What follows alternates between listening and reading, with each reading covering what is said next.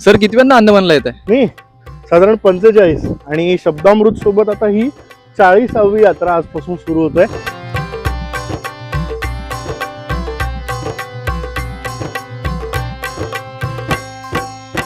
अंदमान बोलवताईची शब्दामृतची 40वी यात्रा आणि आमच्यासोबत पुन्हा एकदा सगळे तमाम सावरकर प्रेमी जगभराच्या कानाकोपऱ्यातनं आलेले आहेत आणि ही 40वी यात्रा आज आमची सुरू होते.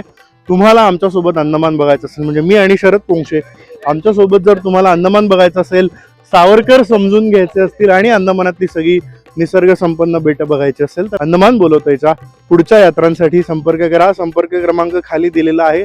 पुढची यात्रा आमची जरा वेगळी आहे, भन्नाट आहे. ती पितृपक्षातली यात्रा आहे. का? कारण आता आपण इथे जे आहोत ते ह्या सगळ्या माणसांनी, म्हणजे या सावरकरांनी आणि सगळ्या क्रांतिकारकांनी राष्ट्राच्या स्वातंत्र्यासाठी बलिदान दिलं म्हणून आपण इथे आहोत.